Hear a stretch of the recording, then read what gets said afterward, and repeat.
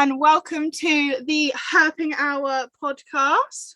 This is episode 3 and it is Reptiles, Photography and Wellbeing, and we have a very special guest that we've all been very excited for. I feel like you have been on the list since before we even thought of the idea. Canned.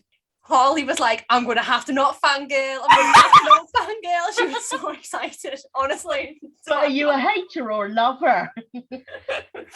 Definitely a lover. She was so excited. Was like, podcast, I was like, I'm hoping they're thinking the same thing I am. Oh, God. It's great. Canned's amazing. Everyone should love Canned. Right. Oh, God, I'm actually crying. So we do have an amazing guest on this show. She's going to introduce herself because she is that amazing and she's got a lot of cool stuff to tell you about. Hello, it is I, Canned from Welsh Morphology. Yeah, everybody knows me. Everybody's seen my pictures. Everybody loves me or hates me. I'm a bit like Marmite. I don't like Marmite. Oh, it's all right. I don't love it or hate it. But I like you, though. Oh, crying. Right, Nick, have you got the questions? If you could have any prehistoric animal, what would it be? Parasaurolophus. Who? Do you want to know why it's my favourite? Why? From Dinosaur King. Not seen that. I don't do dinosaur things. Sam said that's the one with the dome head? It is. It's got like a little hook or something on the top of its head. It was just really cute in Dinosaur King. It was around in the late Cretaceous period. Everybody knows mine. It's really cute. I don't. Megalodon is mine, but also cool. I like the Apatosaurus, which is, Littlefoot out of The Land Before Time. Yes! But everyone confused him with a Brontosaurus.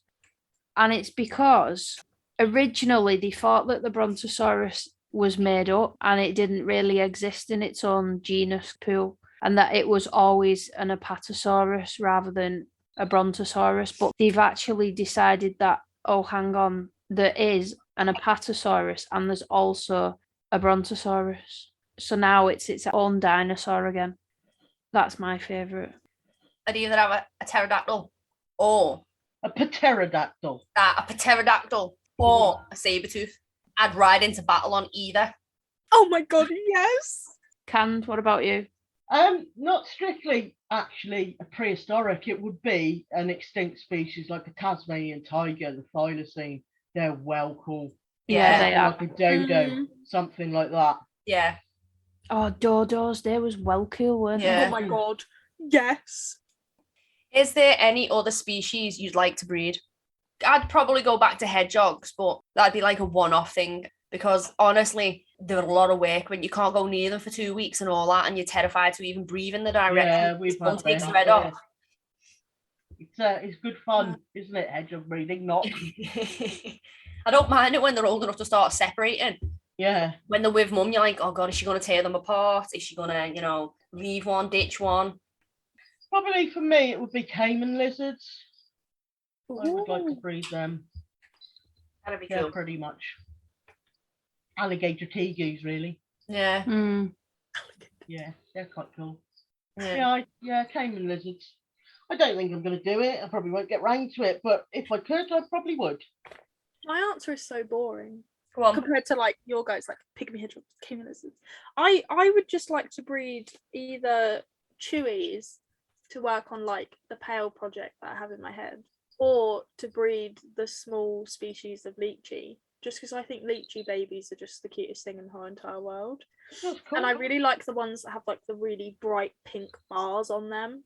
Yeah, they're cool. Yeah. But I probably won't end up breeding lychees. Chewies I might, but I'm not in the market for them now. It's probably something maybe I'll look into in the future. I always wanted to keep the red-headed agama lizards, but I can never find any in the UK, so I probably won't. And also, it would be nice if me giant butterflies did produce Yeah, they're cool, them some things. Yeah. babies, because I'd probably hold some of them back as well. There's obviously going to be someone in the UK that's got them, but I don't know of anybody that has currently. I've never seen anyone post about them until you No. got them. I was shocked that I managed to get a pair, You actually. literally the nod for about 3 seconds, like, no, I'm doing it, getting them. Me with my Hallies. Something you've like always, but you've always loved the garden species. I love agamas. I just think they're really unique, and I enjoy the behaviours that they display as well. They're very bonded in the ways when it comes to male and females, and I just think it's really nice. Relationship goals. I want to be an agami. What's your top dream reptile species? For me, it would be the Sanzinia, the Madagascan tree boas. I really want one of them. I love their faces. I love the patterns. Really, really cool. Really cool. I want one. I will get one sometime. But yeah, I'd really like one of those. I'm thinking now, what would mine be? Very God. I know what the couple of mine that I'd like, which is one what I've just mentioned, the red-headed rock agama, which is also known as the Spider-Man agama sometimes. But you'll never really get them that bright in captivity because they don't eat the same stuff, really. Yeah. And then the other one is the Pagona minor, which is the small version of the bearded dragon. Oh, the dinky ones. Yeah, they're cool. Yeah. Them, huh? I'd love them. I've seen them one time advertised, but I think they was about £500 each. Yeah, I've seen some. I think it's probably on the RF UK classifieds, or it might have been on the Terroristic at Ham ones, maybe. But I have seen some, and they were quite pricey. Yeah. I just think they're so cool to keep. So maybe in the future, I might. What about you, Harley? Mine's probably going to be a Rhino Iguana or green-keeled belly lizards. Yeah, they're cool. Yeah, they Just are. to watch them scream at people. Yeah. Rhinos are cool. Ugly buggers. I Yeah. love rhinos. Sam's got 3. Or there's another one. There's another type of Iggy that I really want. They're similar to the rhino, or they look similar to the The rhino. Lewisy hybrids, was it? Maybe? Maybe. I can't think what it is off the top of my head. It's gonna really annoy me. Yeah. But I do really like rhinos. Nick's still thinking. I am. You can see the thought bubble just loading above her head. Do you know what I really love? But they are readily available. It's just I'd want a load of space to have one, just because they're beautiful. I know what you're gonna say. What? Mountain horn dragon. Yes. They're wicked. Yeah. I got one. Yeah. I'd want a load of space for it, though, like a proper display piece Yeah. for it, because the way they climb and everything, that's what I'd love. Yeah. They are gorgeous. They do use a lot of their. Yeah. They're definitely a species that needs life planted. Definitely. Yeah. They're so cool. So like you say, so readily available. I just think they're beauts. They really are cool. Really nice species. Well, the whole lot of them, the whole group of them, they're really cool. I've got the bell eyes as well, the angle-headed lizards, do you call them? The bell eyes, yeah, they're cool. They've got blue eyes. They're wicked, they are. And I love those. I purple think dewlaps. those are my favourite ones. Yeah, there's some nice in the gonocephalus. They're cool. And I would like they can be pretty like bog standard in the colourings and stuff, but it's just their activity levels and the way they like obviously they climb and everything. Up close, they're fantastic looking though. They really are. Yeah. They- Oh, another one actually, a frill dragon. Yeah, they're cool. I kind of Yes. don't know what to make of them really. I'd have them as well. Most of the ones that I've seen were housed quite crap, to be honest. Yeah. And they were wasted. But I imagine if you really give it decent space, then that would be awesome because they're like dinosaur cross beard, isn't they? Yes. So didn't you know Wayne? Head display they do, like to make themselves look so angry. I love it. It's like wow, a little angry Victorian. Wayne has pretty sure he has a frill dragon, and his enclosures are amazing. His water dragon is amazing. Another one I'd really like is an Australian water dragon. Really like the Australian water dragons. His enclosure, he's really good for like water dragon, anything like that. His monitors, the work he does with like his monitors and stuff like that is really amazing to watch. He always posting videos. Right. So, what was your first ever hair? Mine was a leopard gecko, followed by a bearded dragon, followed by many more leopard geckos, and it continued from there. What about you? Exotic wise, it would have been the hedgehog. Reptile wise, it would have been the snakes, Yes. and then the fat tail, Mm. and then the Leos and the dragon and the cresties. And the hissing was- cockroaches. Mine was 1988, and it was a long-tailed lizard. Yeah, sadly, we've got some now actually, but sadly he didn't live too long. So my big brother went and got me a Schneider skinker Berber, obviously wild caught anyway, which they are anyway. And I had her. She was adult, and I had her with me for 21 years, all through That's growing up. amazing. That's Yeah, all through my boyfriends, and still I had her, and I was gutted when she went. I really was, and that's why it took me years to get another one. We also had corn snakes at that time as well, in the late 80s, early 90s, because my big brother was into them as well, which is cool, and it started from there. But I was lizard mad before that, absolutely. Your corns are 8 and 9, aren't they? Yes. Two are 8 and one's 9. Yeah. I think. My oldest we lost this year would have been 25. Wow, And that's it was good a age. normal, and Husbandry all his done black right. pigment was going, bless, and his orange eyes, I've got some pictures somewhere, his orange eyes were blue. He looked haggard. He'd never ever missed a feed, but he absolutely adored chicks.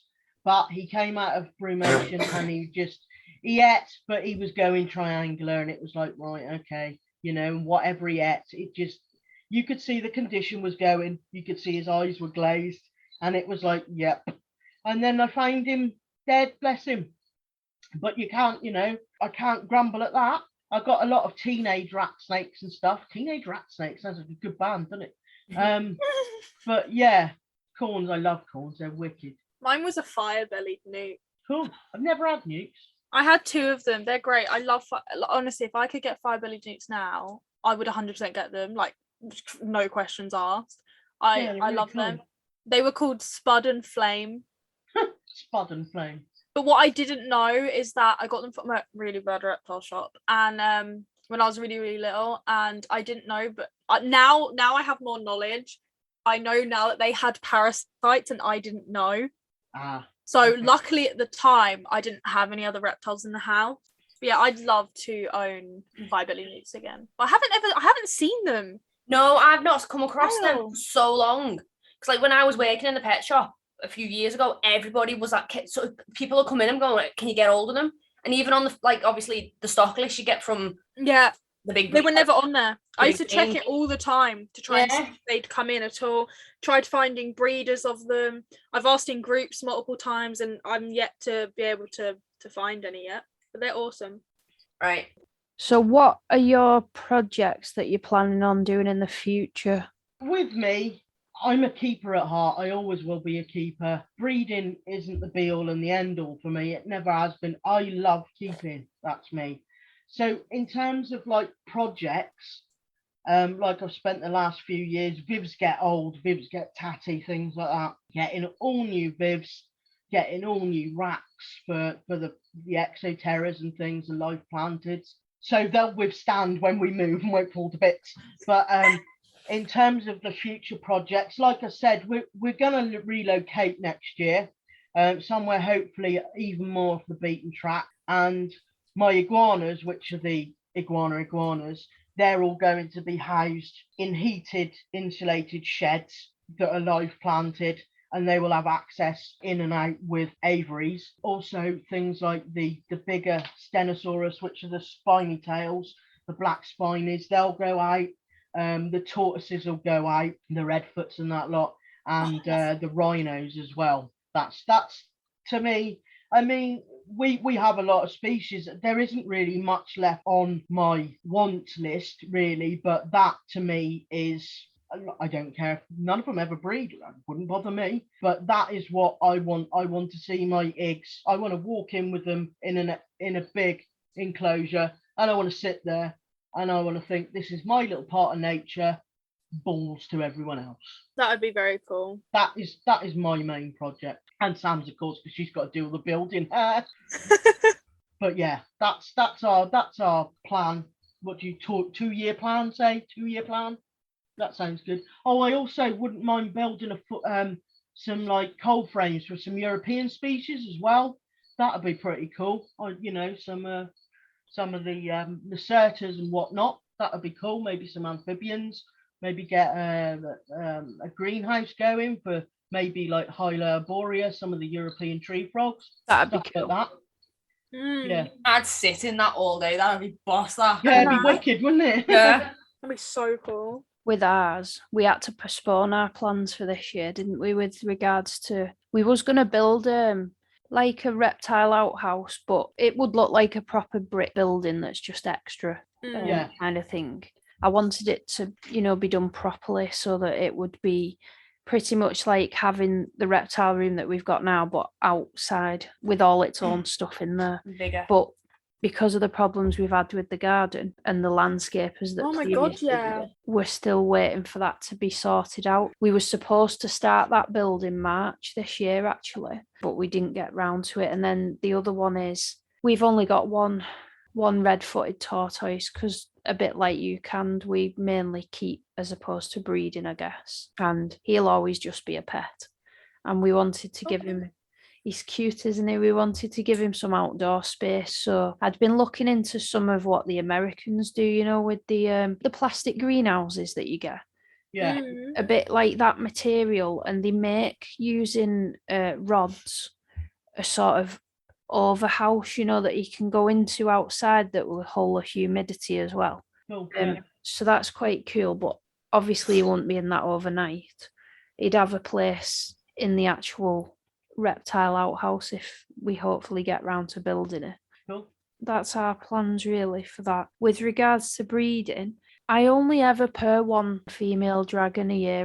I enjoy it because I get to interact with all the babies. And the thing for me with that is, I've had so many baby dragons off people and they're so unhandleable. It takes so long to tame them down to even want to be near you. And I just like the fact that I handle them every single day, so that they're used to human contact and they're not. They're definitely a hands-on species. Aren't Yeah. When they're little, they're so terrifying.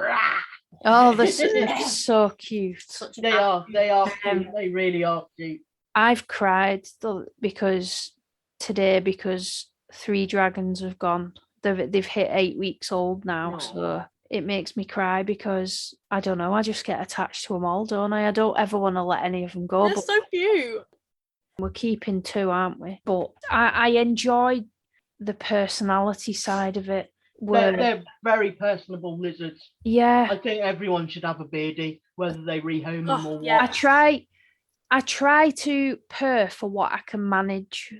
I prefer it that way because it means that I can divide my time between everything that I've purred, if that makes sense. Yeah, So, okay, yeah. I mean, that should just be the standard, though. I think, obviously, because not that it has an impact really, it doesn't really have an impact on the species, because to be honest, if I'm up at night, then my snakes and many of the not diurnal lizards, they don't care when they're fed, and they don't care what time I muck them out either. They're fine. They don't care what time I take pictures of them either. So we go with the flow with them. But I've also can't forget that I might have a bad day. I might have a bad week. That I don't want X amount of babies because they still have to be fed. They still have to be cleaned out. And why am I kind of make extra work for me when I kind of ethically don't believe in mass producing common species anyway? It's a bit, it's a bit daft, really. It's I need, not that I'm very hands-on with my reptiles. Many of them I'm not, because they're just, like the leaf tails and whatnot. You can't, they'll freak. But I like to watch. I'm a looker, I'm a looker. But I love absolutely watching them. I love watching them in planted setups, more naturalistic setups. I like it when beardies dig. It's really good. I can sit, just take my fold out chair and I can sit wherever and I'll be there, and an hour's passed and I've had a really good, don't do TV, see, I've had a really good time, watching them, and then that's what I like. I do like growing babies on, don't get me wrong, but when in terms of breeding, I breed for myself first and foremost. Always have, always will. It's like these iguanas, right? I got 7 in the end. 2 are going, and I'm keeping the rest on to grow on. I have got decent homes lined up. There's lots of people wanting them, but they're not having them. But obviously, I don't want to keep too many males because it's just I just don't want too many males. Me and her being female owners, and whatnot with them, and the dangers of males. I must say that my male he's a gent, he really is, but I'm not about to get him out and kiss him on the face. I wouldn't with anything, and not the females either. You just don't. But yeah, I don't. Why make extra work for me when someone just down the road is breeding 20, 30, 60 million? I'm not in competition with anyone. If I've got projects, they are for me and mine and my own. Yeah, I do keep Leos back every year. I do always keep things back every year, because that's what if I want something, I prefer to make it, or purchase it off someone who's reputable that I can that I would like to fund as well, But yeah, it's just not me. I definitely agree with all of what you've just said, because I do struggle, don't I, with the breeding side a lot of the time, more so now than ever before, because you see so many in rescues all the time. And yeah, I do know that I'm not mass breeding, but at the same time, I have a sort of tug of war with my heart. Oh yeah, definitely. I can say that because, yeah, I really wanted red dragons, and we've had red dragons. It's been fun. I give up breeding beardies. I was in the pet trade so I had an outlet, years ago. But the only thing, I had friends that wanted red dragons. I had friends that I didn't want to see ripped off and buy from a mass producer. So I incubate a few, and that sorts me. And I know where they're all going. And even though I didn't want to keep one, Sam's already kept one. So, it starts from there. Just one, I said, But yeah, you've got to have, it's like, is it ethical? Is it not ethical? And then you kind of think, well, hang on, because if I have an outlet of somewhere where I know, because with any of our animals, anything, this has been doing for years and years, even like corn snakes for the local kids or crested geckos or Leos, anything we sell, if anything goes wrong, we'll have them back. No questions asked. That's me. Judge. But like locally, I'd rather sell them the correct setup, or put in their eBay basket or reptile basket the correct stuff for them. I'm here 24/7, same as Sam, to answer questions. And like we have had a lot back because the kids grow up and go to uni, stuff like that. It's just how life goes. But I prefer the one girl. She's moved to China. She had one of our lavender corns. So I think her mum's looking after it. But her mum's into reptiles, so that's cool. But there is a time when they do get left. All the adults don't know what they're doing, and the snake doesn't get fed, and blah blah blah. And so we just have them back. And I prefer that because I don't be doing with things passed from pillar to post. So they either come here and stay here, or they go to someone that I trust, that I know, won't flip them. They will look after them, and I can sleep at night because I know that the animals are well cared for, and that is the pinnacle. That is it. Yeah. Completely.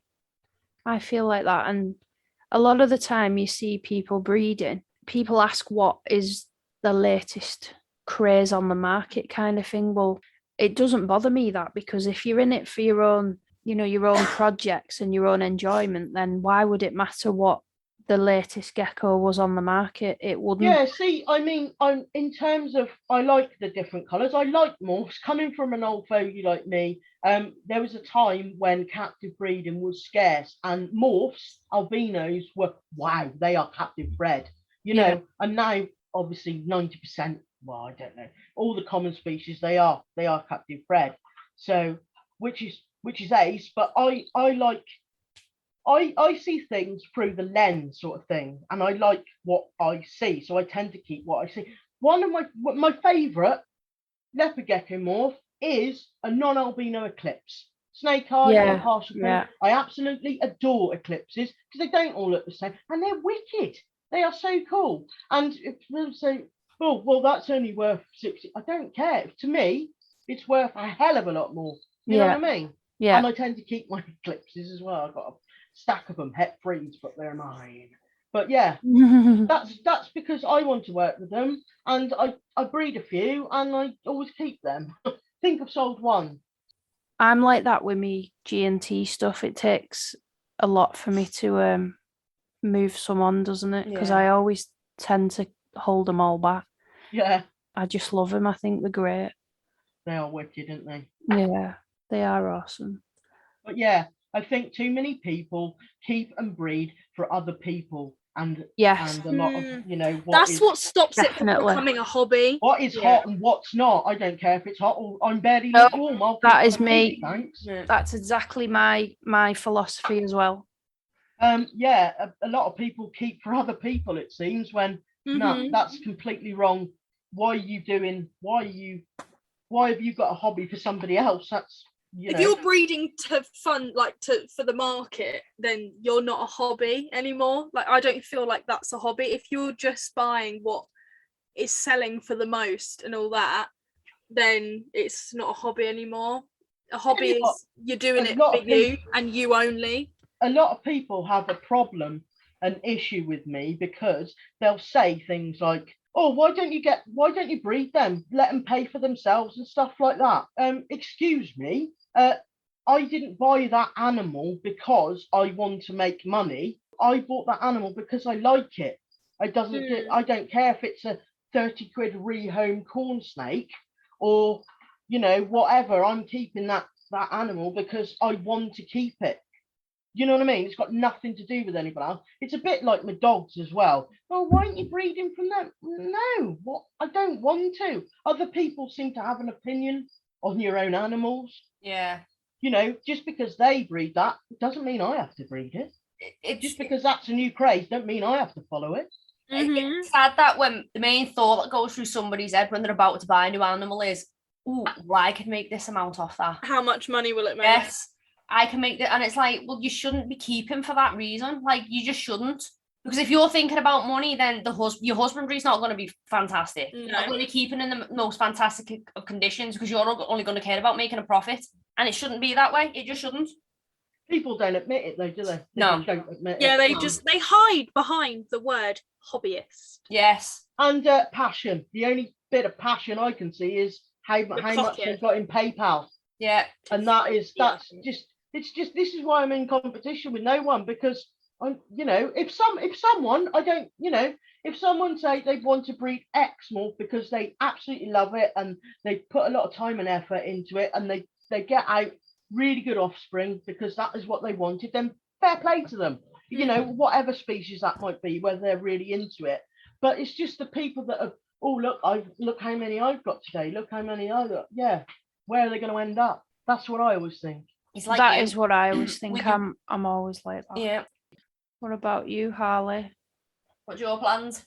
My plans going forward are mostly actually to do with my tanks, like Candace's to do with her enclosures. I want to rip out everything, like literally everything, all the backgrounds, like, because some of the backgrounds I have were done by other people, like when I just bought the tank secondhand, and I'll just like rip everything out, redo everything, replant everything how I had it before. Yeah, it's mainly just like things like that, like upgrading some of my UVBs still on the older strips from when I moved the geckos here in September from the mess that was before, as you guys know. I've still got that to do. So yeah, my main focus at the minute is more not the projects themselves, more like the tanks are my project, or like the enclosures are my project, to make those all look like a lot more visually nice and better for the geckos as well. So not only visually better, but also actually like, what is the word, like technically better as well, for them.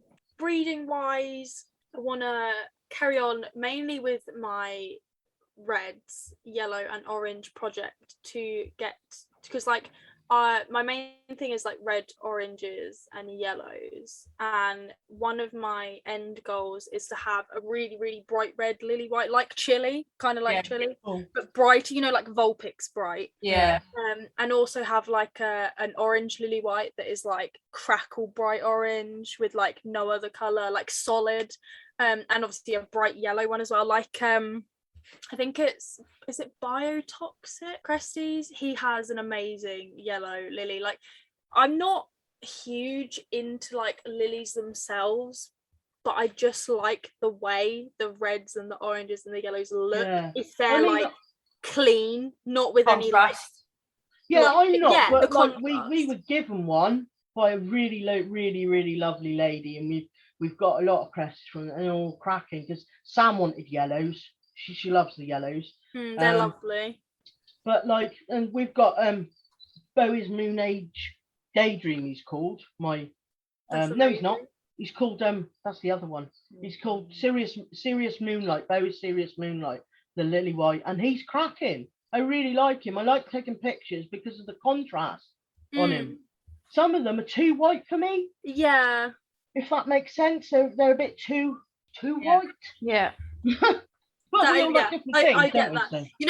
You know how my chili, she has obviously the red, but she also has the yellow like blotches within her. Yeah. I want to try and remove the yellow out of her just to get the solid red and have like Vulpix's solid bright red against We had the some white. cracking. I'll have to send you some pictures of the old reds we had. I think you'd like them.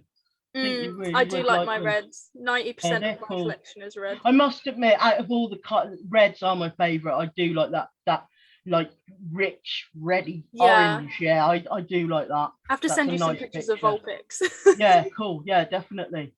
Vulpix is great. Yeah, I do like the reds. I've been raising a lot of my reds up as well over the years, like waiting to finally make a proper start on that project. The babies I've had this year, especially with Gargs, I hatched 3 stripes and 1 blotch this year, and obviously I want to continue with the red stripe, so obviously I won't be keeping the blotch long term. I already have a home for the blotch. Like, this woman, she's lovely, she's been like talking to me, and she has like the cutest little setups and everything, and I was like, do you know what, I was like, would you like one when it's ready, when I'm ready for it to go? And she was like, would that be okay? And I was like, yes. I was like, yeah, that's fine. Like, I'm not even going to bother listing it. I don't like going through all the time wasters, all the flippers, or the people that just, that aren't interested in the animal, just interested in what the animal can make them in the long term. So I normally try to go for more pet keepers than I do definitely breeders. I do have, like, obviously I have a list of breeders that I would sell to, because I know that they're not just looking for the next big thing, or looking for the next money maker. So yeah, I try to go more towards the pet keepers. I've been quite lucky that pretty much the majority, bar maybe 1 or 2 or 3 maybe, of anything that I've produced is still in the same home now. Yeah. So that's quite lucky. I've had to take back 1, I think it was only 1 I've had to ever take back, but that wasn't their fault why they had to get rid of it, unfortunately. That's the only real project I want to work on, other than the actual breeding side, is more tank wise, and upgrading that sort of side of everything, getting everything back to the really, really high standard of tanks that I had before everything kind of went downhill. But yeah, that's what I want to work on. Go back to building my really nice bioactives, if I will toot my own horn. Sounds cool. Right. What's a species you'd never own? For me, it would be a mainland retic. No way. Far too big. I was going to say that. There are some, also Anaconda. There are some dedicated people that really do go above and beyond for their giant species. Yeah. Then there was so many that put them in tubs to take a picture, and it's like, is that their tub, or is that, you know what I mean? Yeah. And you can see a 4-foot Viv in the background, with the door open.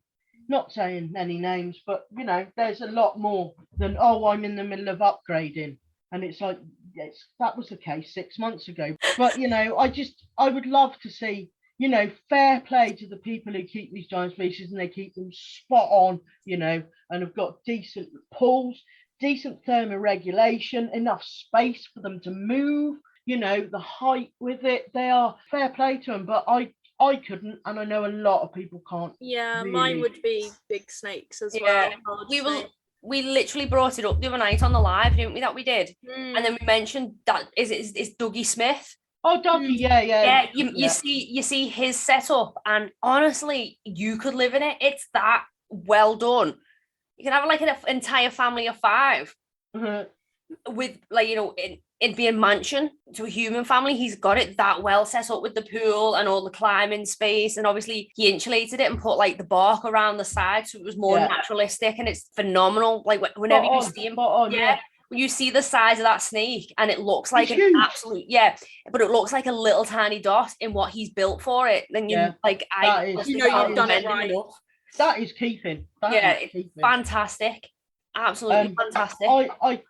Another species for me would be sulcata tortoise. Yeah, they're wicked, but like, I'm not being funny. I got a redfoot, and I got cherry heads as well, which are smaller. I mean, and even the Hermans, the adult female Hermans that we've just took on, they are bulldozers, as you know, and they need a lot of space, and they need, they really do. I mean, we've got just shy of 2 acres here. We hope to get more as well, but I still don't think that I'd even be able to house or contain a sulcata. I think I don't think many that's people the can. one. That's the one I was going to say. The sulcata. They are cute. They are really cool. But like my tortoises take some feeding, so really they must take some proper feeding them as well. And I just wouldn't be able to, and I don't know that many people who can. The thing is, though, they also cause a lot of damage to everything because of how big they actually are. And I was in a shop, really cool shop, yeah, and he was looking after one, and it was in a massive viv. I mean, massive viv, and it just knocked out a whole massive pane of glass because it wanted to get out. She was unruly. Yeah. She just, she only went there for boarding, but she took the windows out, like, That's just it. There's just some species that I would never ever keep because of the size, and snakes and so. Yeah, I would feel that I was giving it substandard care. Not giving it the best. I don't want to do that. That's not how it should be. Yeah. In the I mean, we've taken on species that we've had to build on, and we've had to add on, and we've spent a lot of money these last couple of years to house. But that's something that you have to do. But for me I just wouldn't be able to.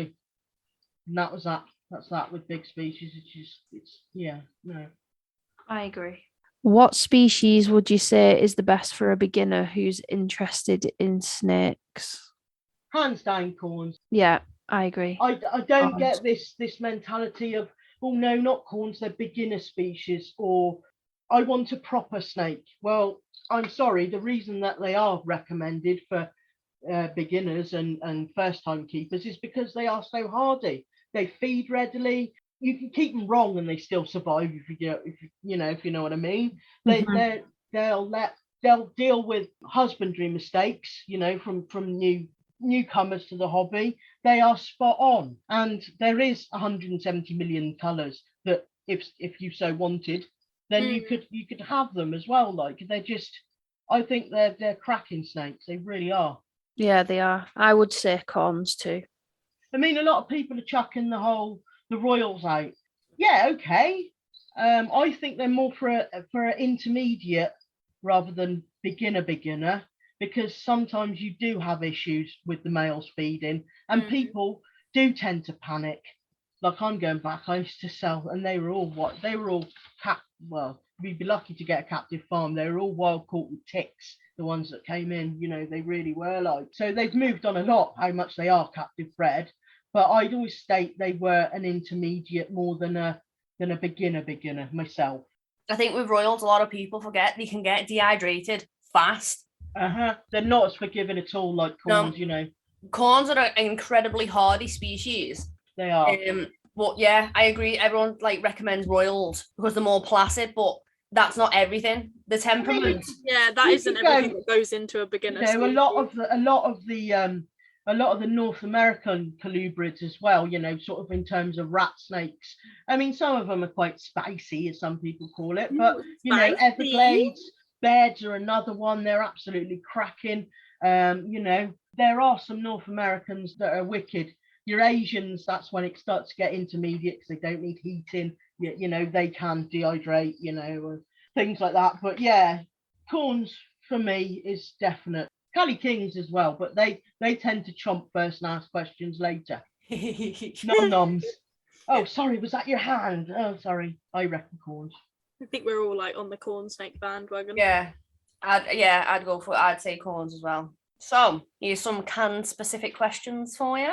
Okay. What is a recommended camera for a newbie wanting to photograph animals? Right, the one camera that I would absolutely recommend is the Panasonic Lumix FZ82. I have that. The FZ, any of the SZ series, but the 82 I think is one of the bottom ones, so it won't cost an arm and a leg. It's tidy. It's a bridge camera. It's 4K as well, isn't it? It's without, you don't need to go and spend $2,000 on a camera. It's a camera to see other than mobile phone photography, but to dip your toes into and see if you like it, see if you can get on with it. If you don't, then you can sell it. They always sell well, but you've not invested a lot of money in it. You don't have to have extra lenses. It's all, they're wicked. I actually sold mine because I had one. I actually sold mine to Scott Tasker, who's Scott's inverts. He's a cool invert person, and he absolutely loves his camera, bless him. And everyone that I've recommended these to, they're either going to advance onto a more dedicated DSLR, or they're happy with still using the bridge camera. So yeah, I really like those. I really like my one. I still use it occasionally. I mainly use my Canon, but I do like that one for the 4K shots and the zoom as well, actually, because it's got a really good zoom. The zooms, the optical zooms on them are pretty smoky in some of the bridge cameras, I must say, without needing a dedicated telephoto lens. Yeah. I'll just use one of the kids' VTech zooms.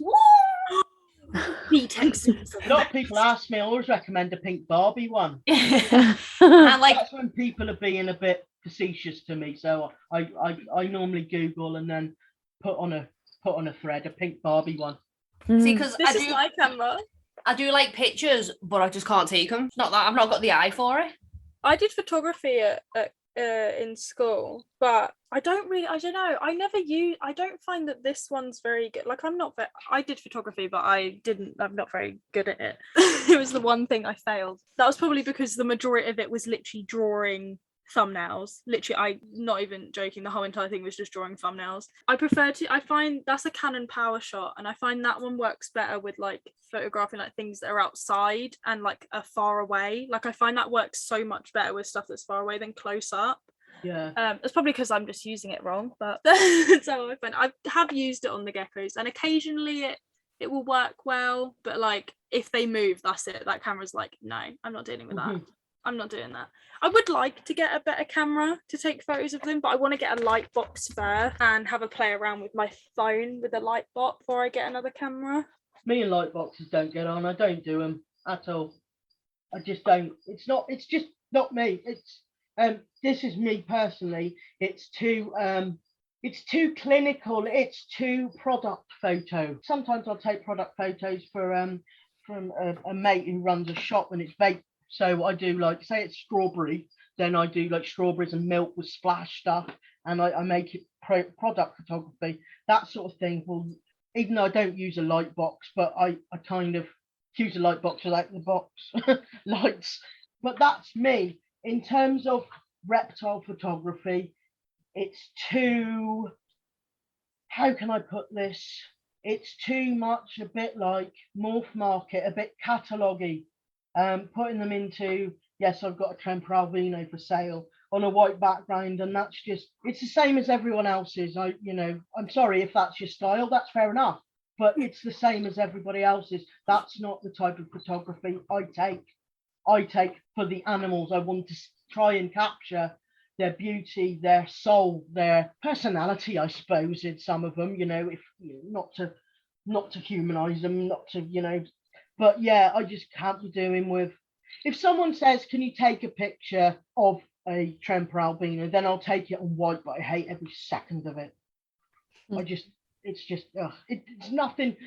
When I take a photo, I don't take snapshots. I compose a photo. I can't be doing with snapshots. This is probably why I don't do mobile phone photography. One, I don't have mobile phones.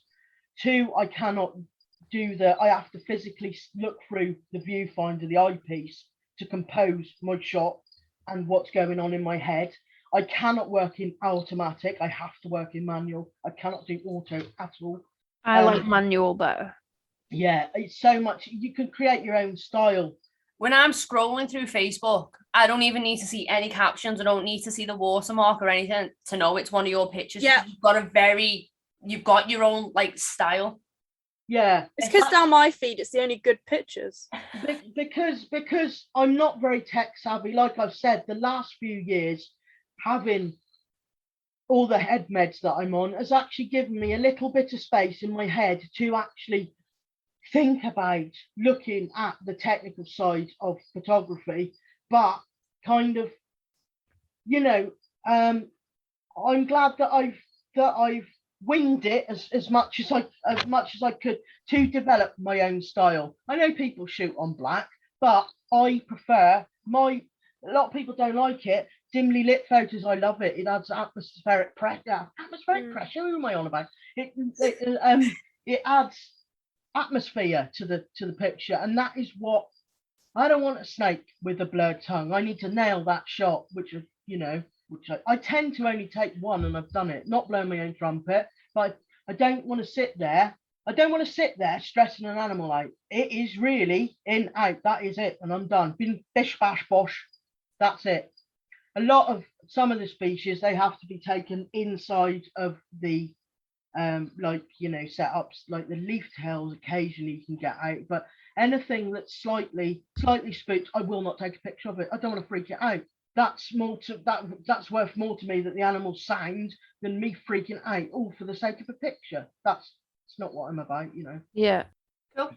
Do you have any tip for photographing albino animals? Yeah, do it quick. It really depends. Now this is where like UV comes in. Now a lot of the well, pretty much all of the gecko species that we keep are now obviously under UV. So things like jungle dawn as well. So they're not as sensitive. They're sort of hardened to that. But in terms of albinos, like Bell eclipses are terrible. Radars, they're like, oh no, not the light. You have to be quick with them. But when you're doing like eye photos, you've got to bounce that flash off somewhere that you can't direct it right into the peeper. It's just too much. So quickly is the word. The tip of the day: do it quickly. What is your favorite species to photograph? I don't know really, because there's so many that I enjoy. I like a feistier snake, so like an Asian rat snake, something that'll S up, that is naturally like that. I'm not just winding it up for photos. They are naturally narky. Like my green trinkets with the blue eyes, they're stunning, but they like to bite, things like that. But really, I also like to zoom in on the finer points of things like normal corns to show people the beauty of that rich autumn orange against that black and white. And people go, oh, what's that then? I'll say, it's a normal. And they'll go, really? I'll say, yeah. So I like, there's lots of different things. I can't really answer that in one because there's too many. So what got you into photography? For me, I absolutely love to draw. All my GCSEs were absolutely just lizards. Can you draw anything else but lizards? No, I don't want to, so that's what I'm sticking with. And because I lived not far from the school, I used to hop across the river, get permission from the headmaster and bring my iguana in. She'd sit on the table. It was wicked, like at the double period of every end of Friday. It was wicked. So I started taking pictures to use as reference of the things that I couldn't take into art class. Also, what annoys me is when an animal's out of focus, especially the eyes, that I wanted to see if I could capture that better. But it really was to draw from. Sadly, as I got into my later teens, the bipolar started to rear its evil head, so I had less time and the concentration just wasn't there. So after a few years of not drawing or not painting, I thought I still need this. I've got an arty flair. I want to do something. So I went into photography more. I did a bit when I was at GCSE. This is a old film. And I took pictures of my iguanas then, which were black and white, and then developed them in art. Like, but yeah, it was really to draw from. And then it was, as time's gone on, it's very much a form of therapy for me. It's a therapy that just involves me. I'm not going to beat around the bush. I can be pretty much suicidal, and I will go and have some time with the animals and do some pictures, and that will take my head away. And then as soon as it's gone, sadly, back to bad. But for that time, it sorts it.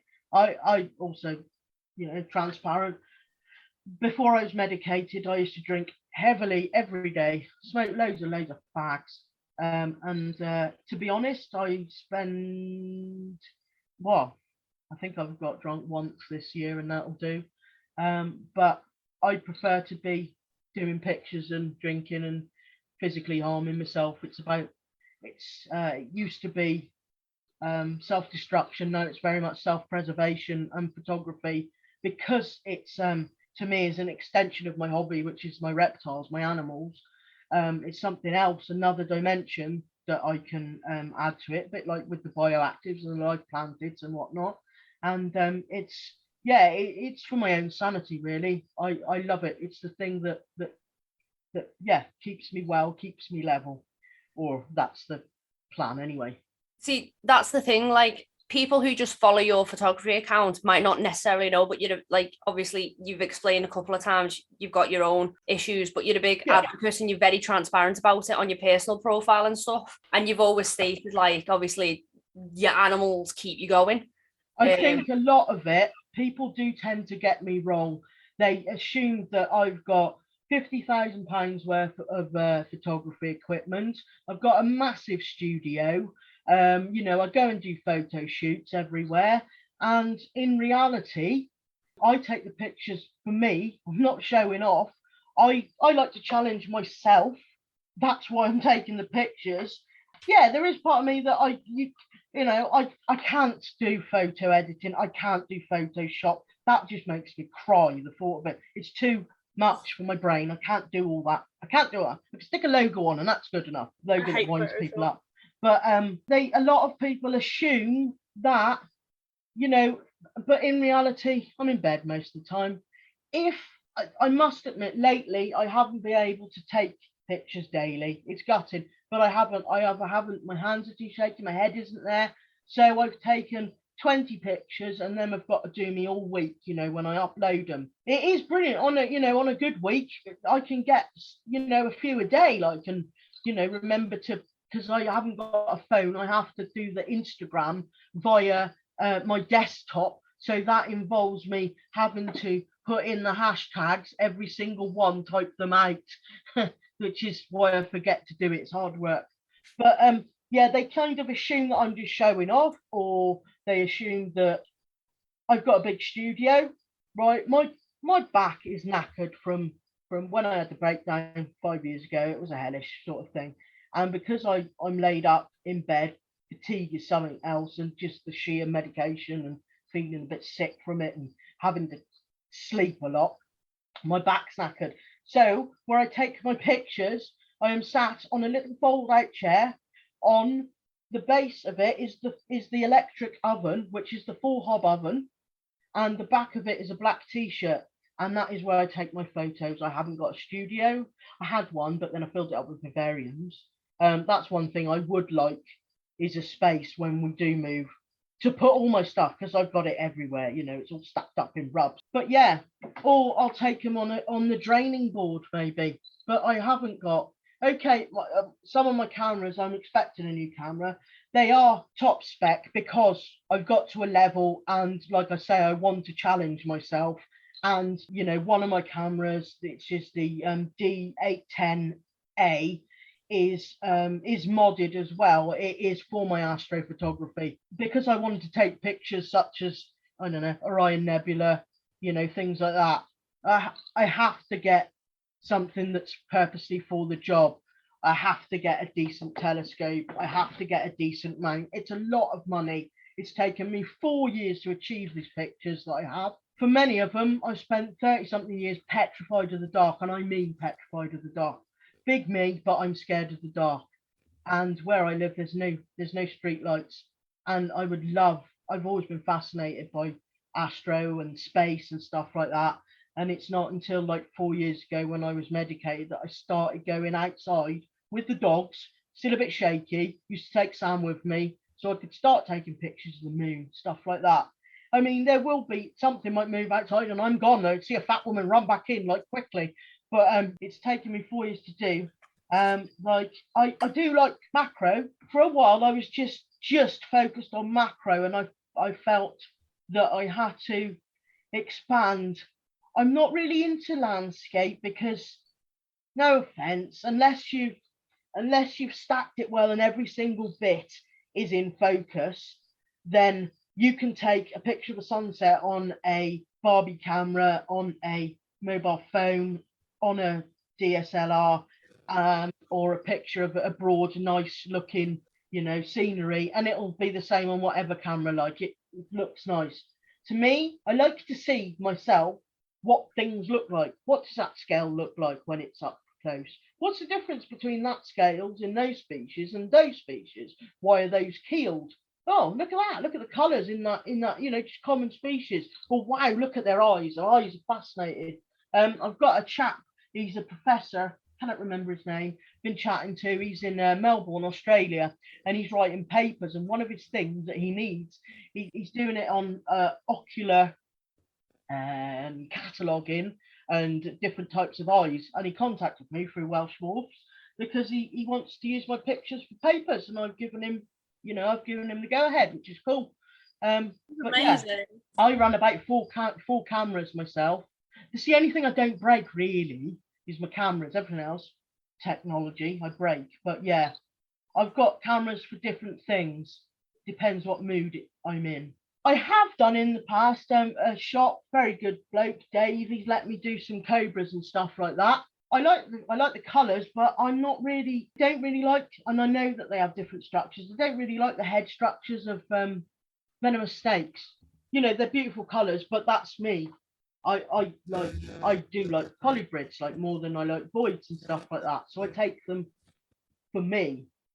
Maybe when I do I can't see it happening, but if I'd like to maybe try that again because it's been a couple of years since I've done that. Maybe try and see how my photography is different now, to do different things, different species, maybe maybe you'll let me do some venomous again. That would be cool, like, but yeah, I can't unfortunately go out and do other people's. People say, why didn't you do pet photography? But I'm not really the best at dog and cat ferret photography because that's not really where my passion lies, and I'm terribly I'm terribly ignorant sometimes. I really have to be into it to do it because it takes so much effort for me, if you get what I mean. See, with that though, I think for your mental well-being as well, you found your niche, and if that's something you're passionate about and keep pushing you need to focus on what's best for you. And I think a lot of people don't understand that. They just automatically assume because they're in a position where they could just go out and do certain things that everyone else should be able to. They don't differentiate, like, this is your passion, this is your calling, your niche. That's what you're best doing, being around with your animals, taking pictures of them and doing it for yourself. Do you know what one of my favourite things to photograph is? Flies. I absolutely love flies. Just like we were on about it in a previous podcast. Your macro shots or something else, the detail you managed to capture. This is something I need to work on for me. I want better pictures of flies. I want all the time. I want all the hairs. I want to get even closer. I love flies' eyes. They are wicked looking things. They are very cool. That's something that I can do at home, and there's lots of flies here in the country. It's quite cool. Stick a dog bone out and there's blue bottles, there's green bottles, there's even wasps sometimes if I'm lucky. But yeah, that sort of thing that they're one of my favourite subjects is flies. There's surprisingly a lot of detail, like, because we obviously don't see every nook and cranny with the human naked eye. There's so much that you can see on them when you macro and stuff. Like, personally, I don't like flies. I just don't. They do me head in, buzzing around me all day. But the detail on them is insane. Like every last fibre. It's just wild. There's some cracking macro photographers, and they, you know, a lot of it is they know what they're doing. They know what, you know, they know what equipment to get and stuff like that. But there's also, you know, when people just assume that if they go and buy a £2,000 camera, they're going to have good pictures. How wrong could you be? Yeah. You know, I've known a few cocky people that have done it, and they've come to me for advice. And I'm like, honestly, get a lower spec camera just in case you don't like it, you know. And then I've been, right, at the end of the day, it's your money. You do what you want with it, you know. But like, as far as I'm concerned, if you can work a DSLR or a bridge camera and you can compose a picture, you can use any model. A camera is really just a tool. It's only when you get to a certain level, like your astrophotography, like macro, super macro, that you need to invest a lot more money into it. It's not cheap, you know. But then, hey, the money I'm saving on booze and fags, yeah, there we go. Photography equipment. Yeah, exactly. I think a lot of people get their air off with me when they say, okay, what's your best advice? And I say, practice is your best advice. It really definitely is. You can get the best camera, the best glass, the best, you know, you can watch all these YouTube videos, but if you can't take a picture, you know, a lot of people need to practice, especially when it's macro and everything. You have to work any composition with that, or else it just looks crowded, really. The tools are nothing without the craftsman behind it, and if you haven't got the eye for it, as you said, it doesn't matter what you spend. It's not going to look good. They get their air off with me because they expect me to have a studio. You know, they expect my black piece of what I take as an old black t-shirt with holes in it. They expect me to have this piece of, I don't know, marble or something, you know, that's £50,000 worth. But when I say practice is your biggest mate, it really is. They expect to go and, like other things, go and spend five grand on all your setup, and they'll get brilliant pictures. That doesn't work with photography. It doesn't. I guess it depends what people want from it. Do they want to go into it with the easy option of doing just autofocus, which I find quite boring? Like phone photography, for several reasons. Like, you know, I like to shoot in dim light. Phones don't do that. You can only, with photography, yes, they'll say, oh, this has got a good camera. That just means because the sensor's small and it's only limited, that takes a clear picture, which they would be happy with. Whereas I would be, no, I want more in depth. You know, a phone photo cannot give you a blurry foreground because it's programmed. The sensor will give you a blurry background, but it won't give you half of the romantic things that I call, you know, the aesthetic. What I fall in love with photography for, it'll just be, to me, a snapshot. I'm not, you know, before saying, oh, I get good pictures. Yes, you know, you get good pictures, but it's just a picture. To me, it's not photography. Someone that is into them does get a camera and they go on from there. Yeah, I agree. And I think as well, people buy cameras and just expect it to be easy, and it isn't, because you've got to know all about the ISO and the aperture and all that, and the shutter speed. I must admit, I spent about 10 years winging it because, like, I can say my only saving grace is I come from an arty family.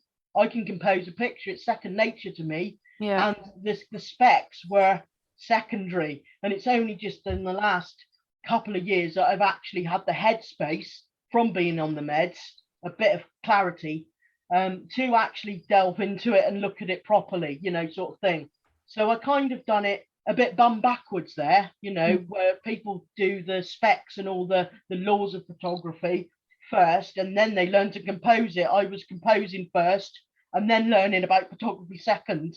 Yeah, you've got to like what you've got to like what you're capturing on the photograph, because you know, when we go out walking, I take all my stuff with me, and if I see something that I feel internally makes me happy, it's something that I want to get a good picture of, if that makes sense. Definitely. So you have to have, your heart's got to be in it. And I love taking my camera places, although it's not ideal when my bag's quite big. Yeah. But we do arrange days, don't we, where specifically I can take it with us and I'll get my tripod out and stuff like that. But I don't know, my heart's really in it with photography, and when I see something I like, I'll stick at it to keep getting the best image that I can. I really like taking photos of squiggles in winter. Yeah, I just think squiggles it's are so cool. cute, Yeah, because cool. they've always got a nut in the mouth in winter. I don't actually think I've ever taken. I think I've taken a picture like of one bird in all this time, and I live in the country. Like I don't know. I'm watching the birds, and then I think, oh, I could have taken a picture of that. But by the time I've gone and got all my stuff, it's just like, no, I've lost it though. The feeling, like, we're very fortunate to live not far from really nice little waterfall called Water Break Its Neck, and a lot of people go there.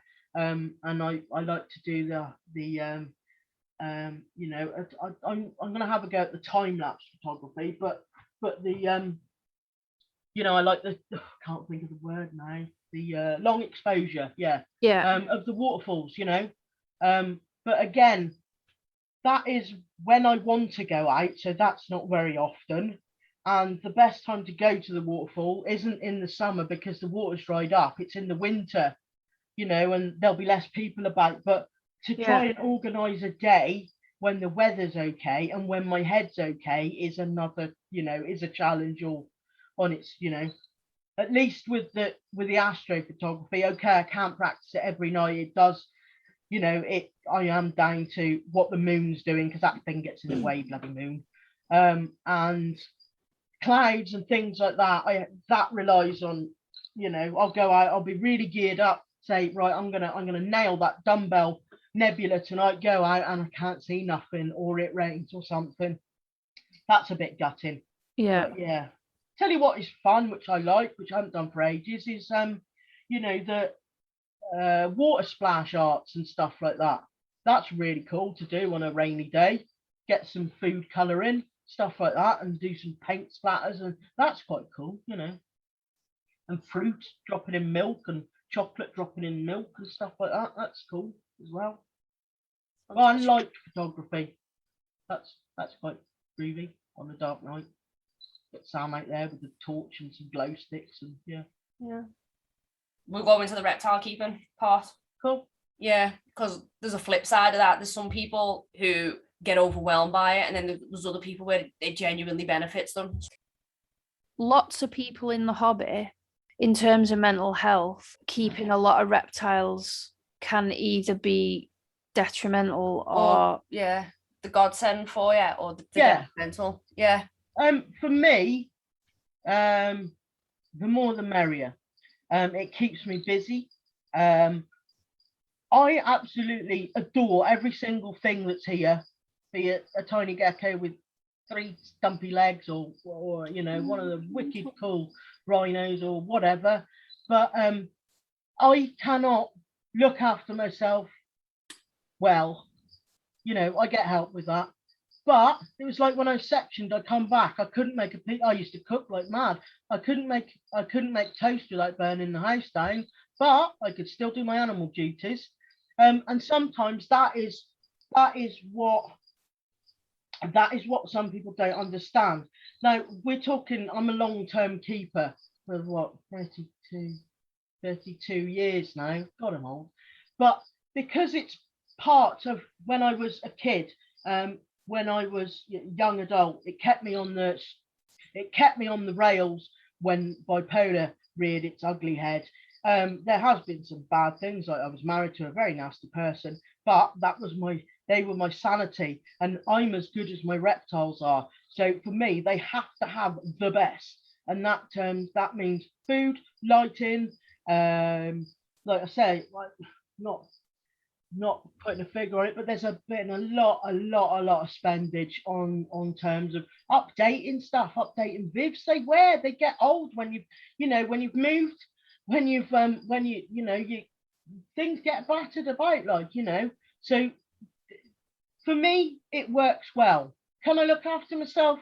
No. Friday is self-care day, we've decided. I don't make it every Friday, but yeah, I'm pretty much washed, put in clean jammers, put in a clean bed, sprayed some smelly on, and my back's washed and everything. But, 5 minutes earlier, I was up to my fingernails in gecko poop. I can look after them, but I just don't do me.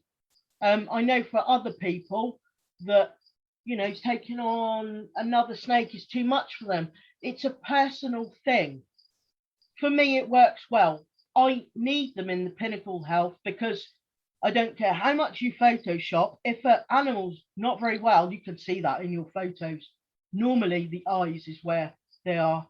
If they're bright and glistening and lovely and not sunk in, but if they're sunk, you can just tell a mile off, So this is one thing also that I want, that I will take photography, but this is why I want other people to see. I'm proud of raising my animals. I'm proud of even the little ones that, that have been given me because they're not quite right or whatever. But I want people to see their health and vigor, and you can see that in my pictures,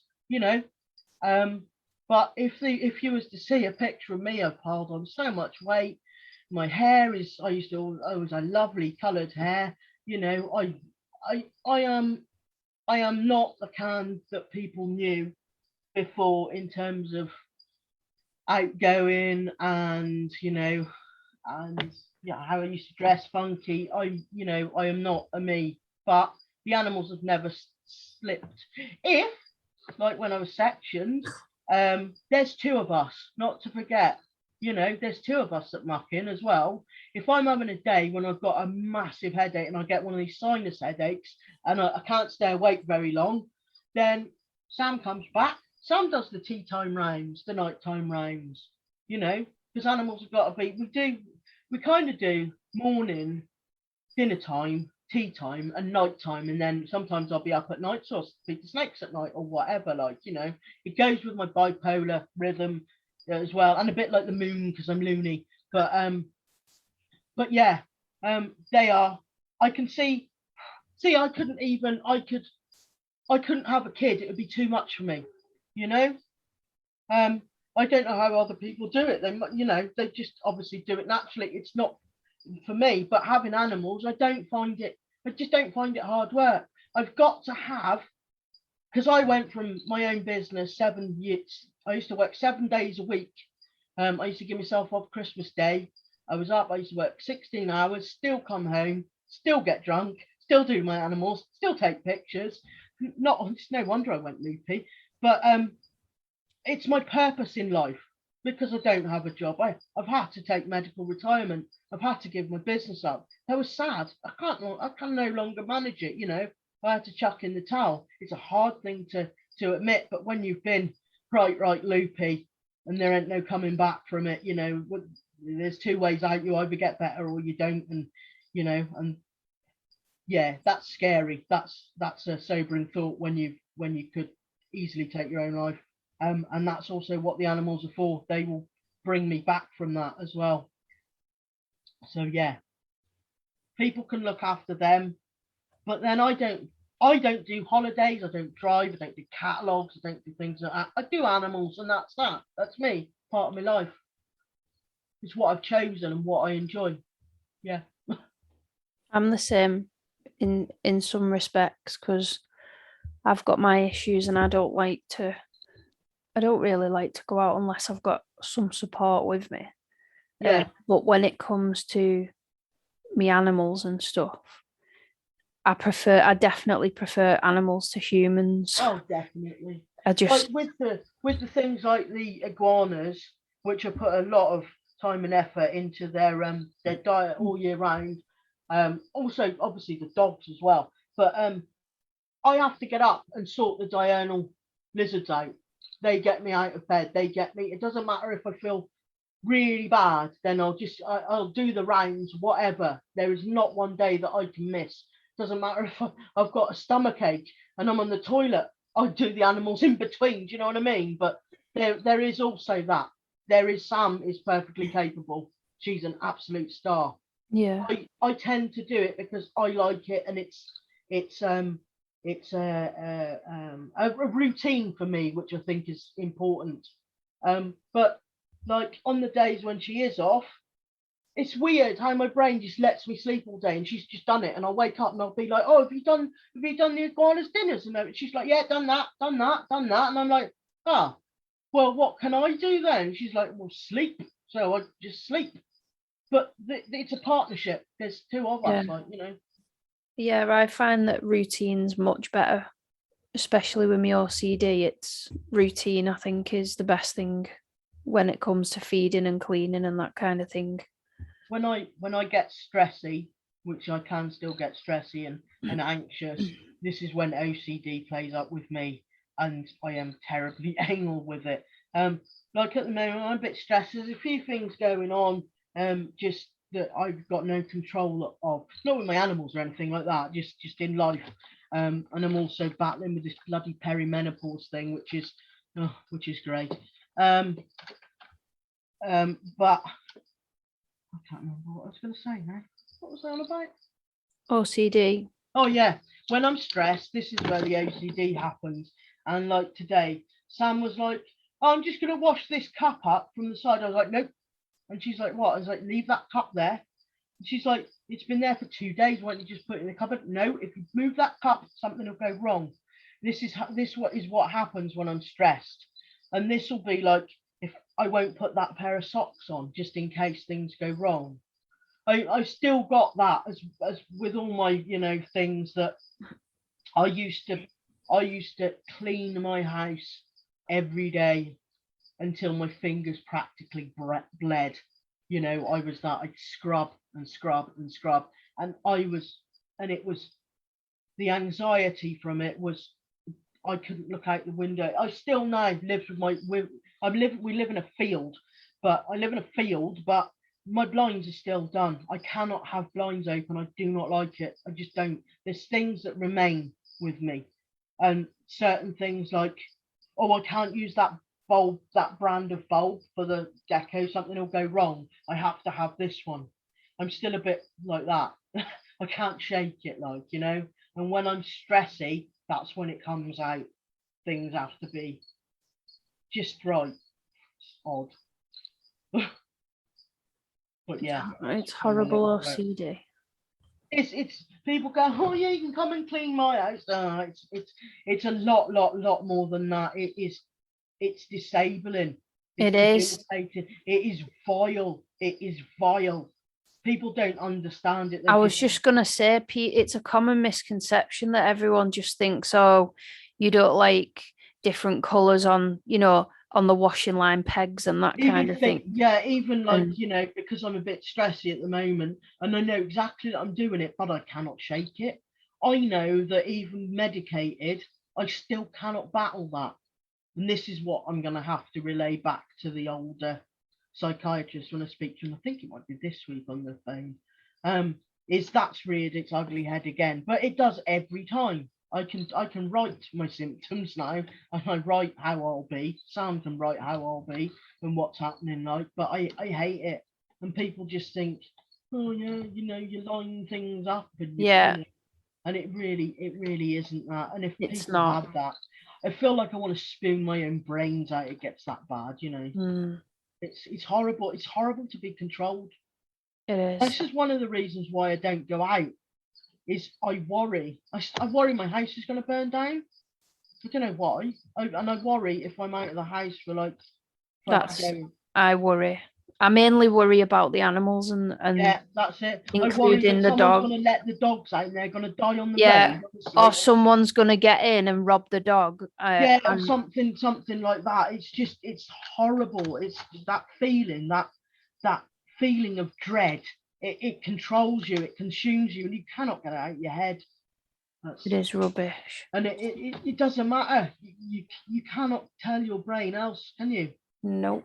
You cannot. You can't just turn it off. You can't just, you know, even though I find myself tittering to myself, going, it's only a pair of socks. They'll be fine if you pick those. And I'll find myself, and I'll go and pick, and I'll pick up another pair, and I'll go, nah, I ain't doing it. No way. And I go and get the original pair again because I can't. I can't, just in case something goes wrong. Strange, isn't it? How brains work. It is very strange, but it's very true. It's very real, isn't it? Yeah. It is. That's the scary side of it. Like, Yeah. It's horrible. I think I'm done with questions now.